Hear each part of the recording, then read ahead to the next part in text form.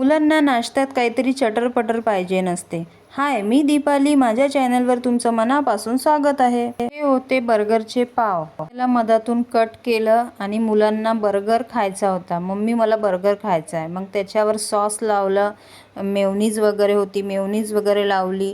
आणि घरी पिझ्झाचा मसाला होता, तर त्याच्यावर थोडासा मसाला वगैरे टाकला आणि असं पॅक केलं आणि त्याला थोडंसं ताव्यावर थोडंसं भाजून घेतलं.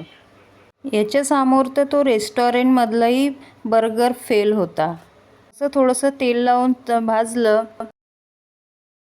तर कुरकुरा लागतो आणि मुलीला दिला मी खायला. मग काय, संध्याकाळी बनवायचे होते आलूचे पराठे, तर हे आलूचे पराठे बनवत होती.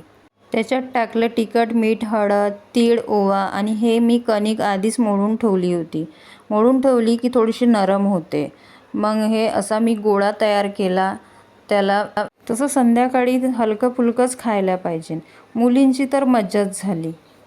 असे गरम गरम पराठे आणि त्याच्यासोबत लोणचं नाहीतर सॉस, अजून मजा येते. हे तर मुलींसाठी पराठे झाले, पण आम्ही आमच्यासाठी सासूसुनासाठी मसाले भात केला होता.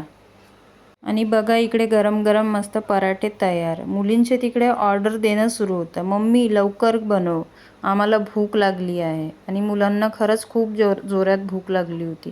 ट्युशनवरून आल्या होत्या. मुलांना काही असं बनवून दिलं तर पोट भरून खातात. भाजी पोळीकडे तर पाहतच नाही. आम्ही पण सासूसुनांनी भात असा घेतला आणि खाऊन घेतला. कसा वाटला व्हिडिओ नक्की सांगा. Bye, good night.